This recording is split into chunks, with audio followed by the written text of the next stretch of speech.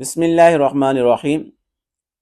رمضان کی راتوں میں نبی اکرم صلی اللہ علیہ وسلم نہ صرف سنتیں پڑھتے تھے، نوافل پڑھتے تھے، بلکہ جماعت کے ساتھ بھی پڑھتے تھے۔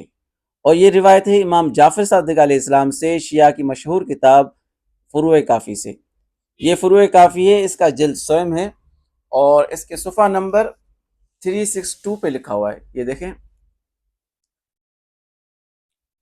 یہ اس میں دوسری روایت ہے، فرمایا کہ حضرت رسول خدا صلی اللہ علیہ وسلم رمضان میں نمازوں میں اضافہ کر دیتے تھے۔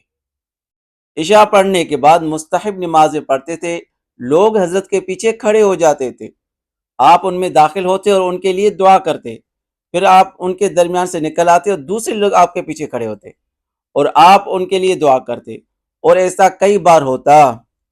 اب یہ اس کا مترجم کا دھوکہ دیکھے، خیانت دیکھے۔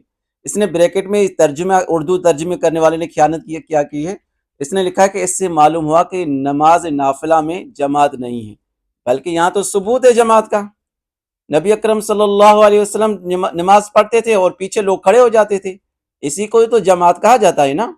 تو ان کے ہاں بھی یہ بات ثابت ہے اور امام جعفر صادق علیہ السلام سے ثابت ہے۔ اور آگے دیکھیں کیا لکھا ہوا ہے کہ حضرت یعنی نبی اکرم صلی اللہ علیہ وسلم نے یہ بھی فرمایا کہ ماہ رمضان کے علاوہ اور کسی مہینے میں عشاء کے بعد نماز نہ پڑھو۔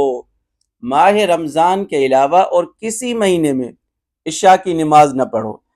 اب یہ بتائے، اصل میں یہاں نماز نہ پڑھنے کا مطلب ہے کہ جماعت کے ساتھ نماز نہ پڑھو، کیونکہ عشاء کے بعد تو نماز ہے، سنتیں ہیں، وطر ہیں، تہجد ہیں، نماز تو ہے۔ تو یہاں جس بات کی طرف اشارہ کیا گیا ہے وہ یہ ہے کہ رمضان کے علاوہ کسی اور مہینے میں جماعت کے ساتھ نوافل ادا نہ کرو۔